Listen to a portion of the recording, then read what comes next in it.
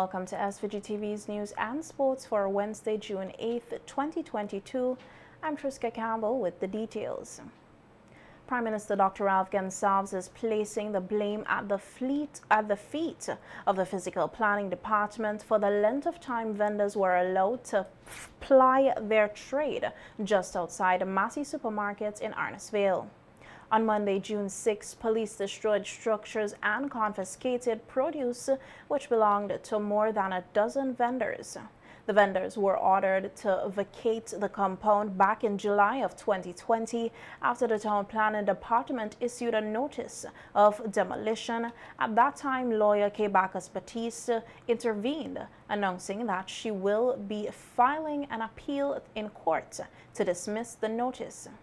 Speaking on NBC Radio's face-to-face program today, Prime Minister Dr. Ralph Gonsalves said he believes action should have been taken sooner, adding that the vendors pose a security and health risk to those in the compound. The error of the Physical Planning Authority was to allow that problem to have grown to the problem what it became.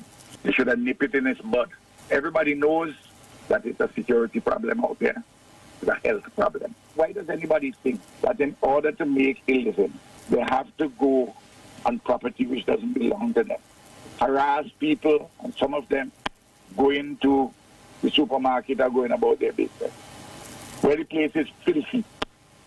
How could that continue? Prime Minister Gonsalves says while he is not against street vending, he believes that such operations should be properly organized. All over the world, and including in developing countries, but developed countries, you have street vending, but it has to be properly organized, and it can't stop other important legitimate business, and it can't be a security problem, it can't be a health hazard.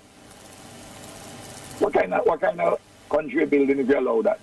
And those who are making noise about it know it, but they feel that they're going to give it. We're going to make life uncomfortable for Ralph. You're not making life uncomfortable for me. Because we have decisions to make, and we have to make them in the interest of the people as a whole. Prime Minister Gonsalves says he met with Minister of Transport Montgomery Daniel, who holds responsibility for the Physical Planning Department, on Tuesday to discuss the recollection of the vendors. In the meantime, he warns vendors not to set up their trade along the decommissioned E.T. Joshua Airport tarmac, or they will be forced to move. It doesn't look as though there's any one place nearby that we could accommodate with those not 15 of them, whatever the number. But to the best that we could accommodate, we will try. But I'm saying this, I hear some people say, the green patch up to the top of the runway, that they want to move there. I'm going to say in advance, please don't do that, because you will not be allowed to stay there. Lawyer, social activist, and politician Bacchus-Batiste at a news conference today called on the government and the proprietors of Massey Supermarket, Arnesville, to right their wrong made on the morning of June 6th when the erected stalls of vendors who ply their trade in the area were destroyed. Batiste recalled the appeal she made on behalf of the vendors in July 2020, noting that what took place on Monday morning, June 6th, was unlawful. July 2020, when the planning department wrote a letter to the vendors, basically giving them 7 days to remove all of their structure. About 5 of them came to me formally, and I appealed that decision, that letter. The appeal was filed and served on the Physical Planning Board on the 13th of July 2020. I hereby appeal your alleged enforcement order on the following grounds. No enforcement notice was served to. Even if a notice was served on the 23rd of February 2018, as wrongfully stated, it is illegal and void and of no effect, not being served within a period of 5 years as mandated by law.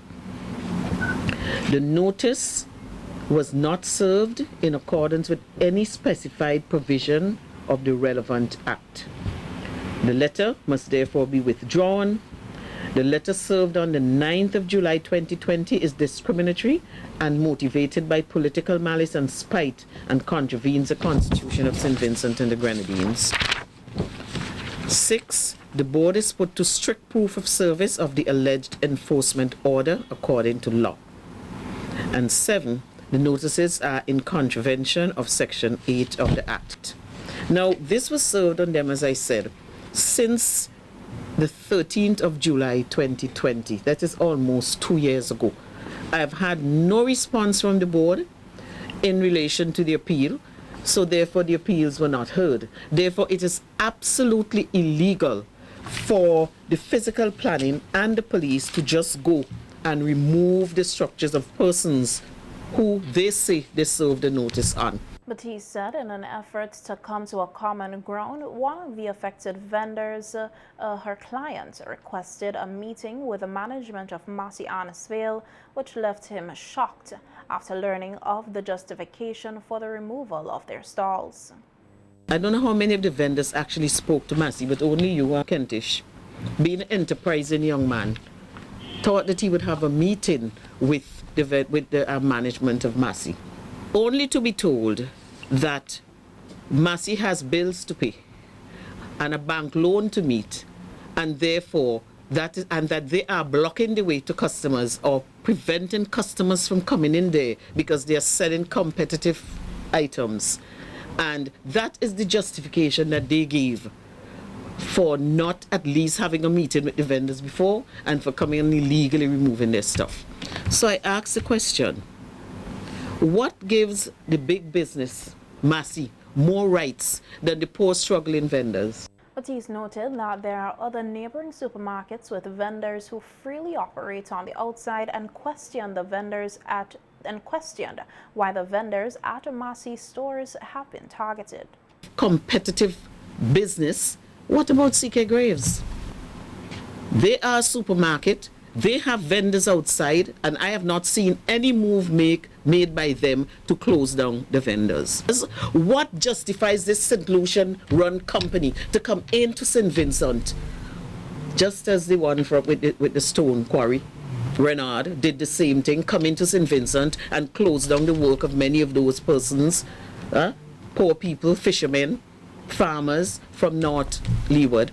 And now we have history repeating itself. Another St. Lucian company think they can come into St. Vincent and close down the businesses of poor struggling people. Bacchus Baptiste called on Vincentians to unite and show support to the affected vendors whom she said were wronged. We have to ask ourselves what exactly is going on here. The government of St. Vincent and the Grenadines, I am also calling on them to right the wrong that they have done on the morning of the 6th of June this week. The act is illegal because they are well aware that there are appeals pending, which they know if they go to actually take it to the appeal board, they cannot win because they waited too long to act to remove these people. They have now established themselves there. Now, I have no difficulty with trying to clean up the area or establishing a particular farmer's mart in a particular place, but you cannot arbitrarily, without notice, without warning, close down the business of several young people who are plying their trade. And we have to show this government of St. Vincent that we are not going to stand for it. On Star Radio last evening, Minister of Urban Development Julian Francis said the details surrounding the vending operations outside Massey Store Supermarket Annisvale are dark, and this was revealed on Monday morning. Francis thanked the Physical Planning Department and the ministry responsible for the department in taking the bold step to remove the vendors. The evidence that was revealed in that exercise, it's a shame on the persons who operate in that situation. The details are dark. Vendors leaving fruits in boxes under their sheds nighttime and weekend, and rats coming and eating the fruits. There are no toilet facilities out there. Persons ease their bowels in and among and around. And where they figure that the rats are taking too much advantage of them, that they get cats and put the cats in the boxes to attack the rats. And it's a very revealing exercise, very revealing exercise, and I'm sure that those who are responsible for the action on the weekend will speak more in detail about these matters. Minister Francis, however, noted that the situation with the vending next to Massey Supermarket in Annisville is smaller compared to what is taking place in Kingstown, which he said is terrible. He said that while some work has been done to clear up the vending situation in Kingstown, they will be moving immediately after Carnival to get the situation under control, which will result in significant changes in the capital. Based on information we have so far, you have about 40 vehicles from which people vend in critical locations, very critical locations. And it is, I've seen in one case where a guy bought a Suzuki van and has it permanently parked in one location without a number plate. And when the police inquired, it is not a licensed vehicle and there's no registration number on it, but it has been parked there for 2 or 3 months. That seemed to have been corrected, but I just give you that as an example. But in front of the market, now 6, 7, 8 Noahs parked there with blocks under their back wheel to elevate the back door, because if they park normally, pedestrians walking on the street will hit their heads on the back door of the Noah vehicles and Suzuki Jeeps, etc. So they have devised a new system to put a block under the back wheel, so they reverse on those 2 blocks. That means that they're from whenever they come in on mornings. I don't come in town early enough to find out what time they come, but we'll get the information is available. Lawyer and social commentator Jomo Sanga Thomas says that the issue surrounding the state of the capital, Kingstown, in regards to vending is nothing new, as it has been on the agenda for a long time to be addressed. Speaking on Boom FM this morning, Thomas said that there is a great number of vendors flooding the streets of Kingstown because of the lack of economic opportunities available for the people of SVG. Nobody wants to see a dirty city. But what makes a city dirty? Because to me, there's a difference between congestion and filth. If we come and look at Kingstown, one of the things that is driving vending is the lack of opportunities of citizens to make ends meet and to keep body and soul together. Consequently, they may get a barrel and a family member sells 2 bottles of coffee. They may use 1 and they may sell 1. A family member sells a dozen cans of tuna, they use 6 and try to sell 6. So you have this problem in Kingstown because we have difficult economic problem. Thomas said it is common practice for persons to compare Kingstown to the capitals of other Caribbean islands. However, it is not a fair comparison to make, as those other islands are larger and have more adequate space available for vending to avoid vendor congestion. Say that Kingston or Georgetown or Port of Spain is not as congested as Kingstown. But you know why? The main reason why is that Kingstown, Georgetown, Bridgetown, and Port of Spain are big cities. So consequently, there's a greater amount of space that don't have that congestion. So if we think about all of those things, and we try to get a happy mix between allowing people to make a living and organizing the city. We say that we don't like the wooden shacks.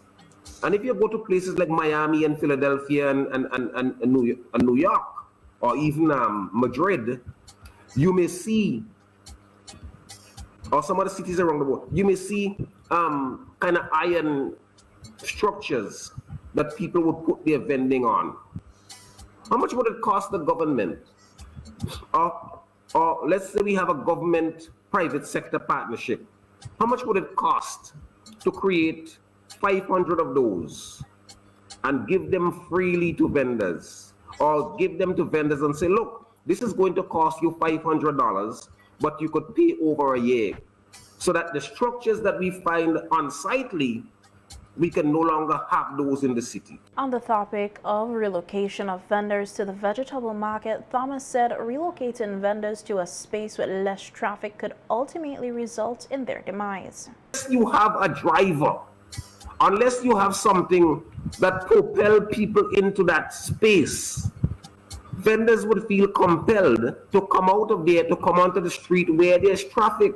We have the market, a 3-story market, and we are really thinking about putting people back into the market. Let's move motor vehicles up to the 3rd floor of the market. So people would, if you go to in front of, across from Singer, people are always lined up there because they're going to motor vehicles. Or put traffic upstairs on the 3rd floor of the market or some other place. So people are going there, and in going there, they would see someone selling bananas or mangoes or some other thing that they want. But if you simply shun them off to the side, as I heard some people say yesterday, oh, just put them on the tarmac. Who is gonna go to the tarmac to buy a mango or a piece of melon?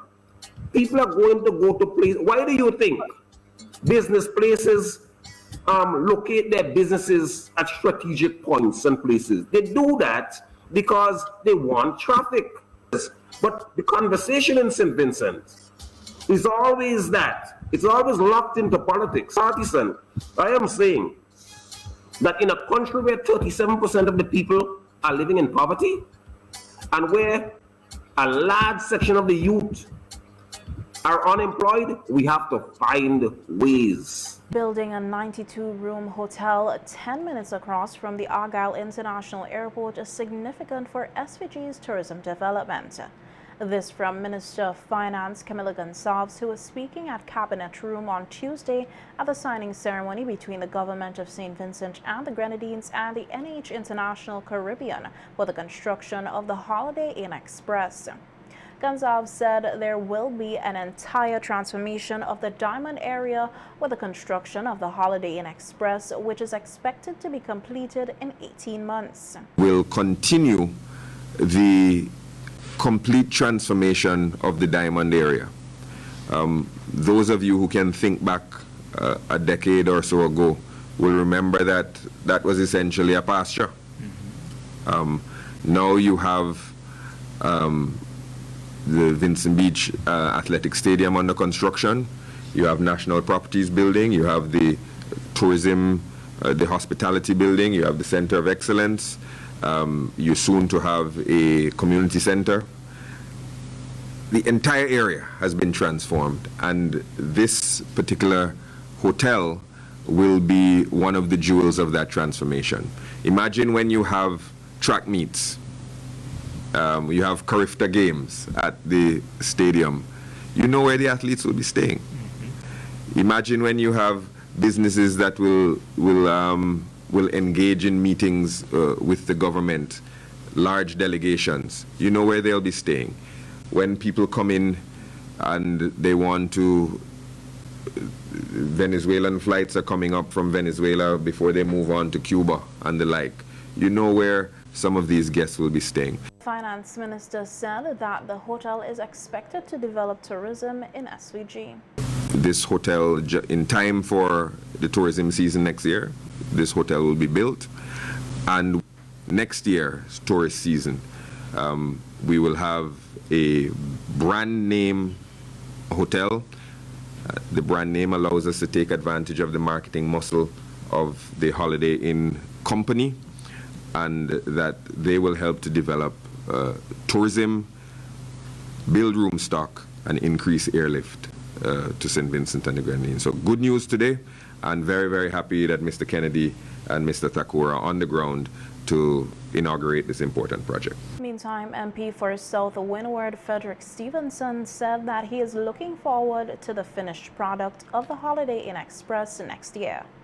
Delighted to be here this afternoon for the signing of this very important hotel project, which has been placed in the Diamond area in the constituency of South Windward. The Prime Minister promised us that hotel a few years ago, just about 5 years ago, and today, over the last couple of years, we've seen some construction of the groundworks, the road, and that sort of other facilities, the drainage, among other things. And today we are having this signing ceremony. I look forward very much to the construction of the hotel. I know that they have spoken about it several times, and I know that the persons in the Diamond area, the constituency generally, and the constituency neighboring East St. George, the folks are looking forward very much to this hotel project. I know that quite a number of our young persons in the construction sector would be looking forward for jobs. Supply chain issues brought on by the COVID-19 pandemic and the military action in Ukraine has been affecting the Central Water and Sewage Authority's ability to prepare its systems for the 2022 Atlantic hurricane season. This was revealed by Winsbert Kuo, solid waste manager at the CWSA, while speaking on WFM's Issues at Hand on Sunday. The Atlantic hurricane season, which started on June 1st, is predicted to be above average, with more than 20 weather systems expected to form. Kuo says these global events have not only made it difficult to source equipment and supplies, but it has also made it more costly. One of the things that are now affecting us in terms of our readiness is the supply chain shortage that has been caused by the war in Ukraine. So we had to be very proactive in making sure that we order our supplies early, whether it's pipes, fittings, parts for equipment, and store them because of the time that it takes now to get supplies, and also the cost of supplies is going up. So the CWSA have to make some adjustments and be more proactive in making sure that we procure the necessary parts and equipment that we need to get our systems up and running again in the event of an adverse event. Kuo said the CWSA has had to find alternative suppliers for equipment and also place orders well ahead of time to ensure they arrive on island before the peak of the hurricane season. And even the cost of transport, gas prices have gone up. So once transport cost goes up, the cost for the commodities also goes up. And then the time to get it. So whereas you could have gotten some a part, you could have gotten it in about a month, that may stretch to 2-3 months. That's what I mean by affecting our ability to respond, because if you have a major breakage in the light pipeline, for example, and you want a specific item fit in to replace it, if you haven't ordered that proactively, ordered that way ahead of time, if you wait until the actual event happens, then you will be in trouble. It will take a much longer time to restore our systems. So this has now become a part of our emergency planning now. Okay? I mentioned earlier that we have our finance people as part of our emergency group, and the people who are in charge of our stores as part of the emergency group. All departments are represented at that meeting. So now the finance department have to be more active now. Before they would just order what you request, but now they have to look deeper and say to anticipate what the needs would be and order way ahead of time. And then we have to increase our storage capacity to make sure that we have items and stuff when we do need them. K. Martin Jack has been appointed as the new Chief Education Officer in the Ministry of Education and National Reconciliation. Martin Jack begins her new tenure today, Wednesday, June 8, 2022, after serving as Senior Education Officer for secondary schools for 7 years. Apart from supervising about 28 secondary level institutions in her role as Senior Education Officer, she served as the national focal point for the CARICOM Teaching Standards Initiative, as well as the liaison between the United Nations Children Fund, UNICEF, and the Ministry of Education and National Reconciliation. Martin Jack has also sat on several boards related to educational matters and has served on a number of ad hoc committees. The ministry's education media unit says the new CEO has a wealth of experience in the education sector, having worked at various levels throughout the primary, secondary, and tertiary systems. She also functioned in the capacity of Education Officer for Language, Literacy, and Communication of the Curriculum Development Unit. Welcoming Martin Jack in her new capacity, the Ministry of Education thanked Deputy Chief Education Officer Dixon Finley for his leadership during the transitionary period. Domestic violence is a terrible scourge in the Vincentian society and a terrible development setback to any country, which can never be cured overnight. This is according to lawyer Zita Barnwell while addressing the issue on SVG-TV's Viewpoint program last Sunday. Barnwell said while there are strong laws in place to tackle domestic violence in SVG, they need to be enforced. We do have strong laws in place. In terms of the legislative framework, we do have the Domestic Violence Act 2015, which was put in force in 2018. Took a while, but it's in force. We do also have the criminal code that covers any issue that deals with, or offenses that deal with offense against the person, so murder, assaults, wounding, sexual assaults, rape, indecent assault. So anything that deals with the issue of a sexual offense is covered in the criminal code. Anything that deals with the issue of physical violence, the cuffs, the blows, assault, battery. And then you have as well the Child Care and Adoption Act that also deals with protection of children. So the Domestic Violence Act, Criminal Code, the Child Care and Protection Act, and to some extent the Education Act. Barnwell added that there is no justification for any sort of violence, including domestic violence, noting that love should not be expressed by violence. When it comes to interpersonal behaviors and exchanges, it comes again to power. I mean, it's power and control. Mr. Cambridge has already pointed out how we're socialized. Yes, I understand that. I will not accept that an abuser does not know that he is being abusive. Yes, he's learned it. Yes, he feels entitled to perpetrate it. And so in that space, he thinks that, oh yes, but that's what I need to do. Some parents who are very abusive to their children will also defend their position why they're doing that, and they have no other way of controlling the child, or the boy too bad and the girl this and the other. And then what we do the same thing. So we have to stop that cycle of violence that we use to say it's part of our culture. Also condemning acts of domestic violence plaguing the Vincentian society was Councillor Kesley Cambridge, who said a multi-sectorial approach must be taken at a national level to tackle this scourge. Cambridge said everyone must play a role to end domestic violence. Here is that we tend to be very reactive when it comes to a lot of issues. And you know, something happens and then we on the ball, let's go. And that's very sad. But we definitely need to have more collaboration between different ministries. So I would have heard Ms. Barnwell talk about education. We have to have the church playing a role, and I will have to touch on that eventually later on. The church, we have to have different NGOs playing the role.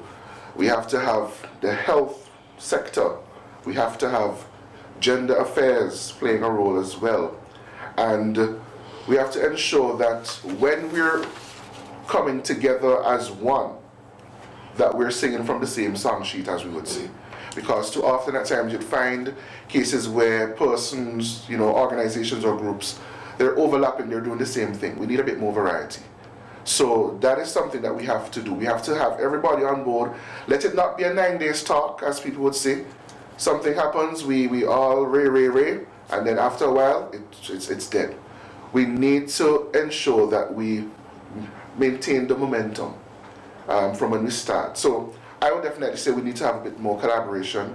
We have to, I think I heard Ms. Manuel saying, we have to be able to, we have to go into the communities. Cambridge said Vincentians should be concerned about domestic violence or intimate partner violence, which is a social, economic, psychological, and global crisis. I'll say it's definitely a social problem that we're facing.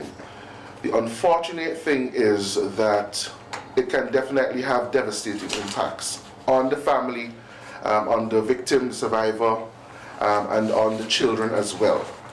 But even before we can even look at the effects or the effect that it would have, we have to look at the causes, because you're looking at a cause and effect type of relationship between the two. And for men, because well, as a man I can speak from that perspective, for men there are a range of factors that can be looked at as triggers and not necessarily one specific factor. So it has to be, you know, a collection of different factors that can contribute to men becoming aggressive, becoming violent, and that sort of thing. And you would hear terms like toxic masculinity. You would definitely think about, you have issues with jealousy, men who are emasculated, men who have the need for control or to be dominating. You have men who, you have the whole biological factor as well. And President of the National Council of Women, Beverly Richards, said being in an abusive relationship or in a home with domestic violence can cause persons to develop low self-esteem, as she outlined the effects and impacts of domestic violence on victims and their families. You know, it is something that is, you wonder if the woman is employed, but she's underemployed, it's not sufficient to help her with the home. So she becomes dependent on the man, and her self-esteem grows. Then we have that belief where, as we speak earlier, where the man will say, or the woman will say, if he doesn't beat me, he doesn't love me. So she doesn't value herself sufficient to know that I don't have to be battered and bruised to prove that I'm being loved. And she needs to move away from that. You know, we need to give ourselves more value. I talk about the low self-esteem, the financial situation that the women will find themselves in. Richard said that domestic violence can also impact children in many different ways, including psychologically, causing them to become violent. She said educating children from a young age about domestic violence is a step in controlling the cases of domestic violence and other violence in the society.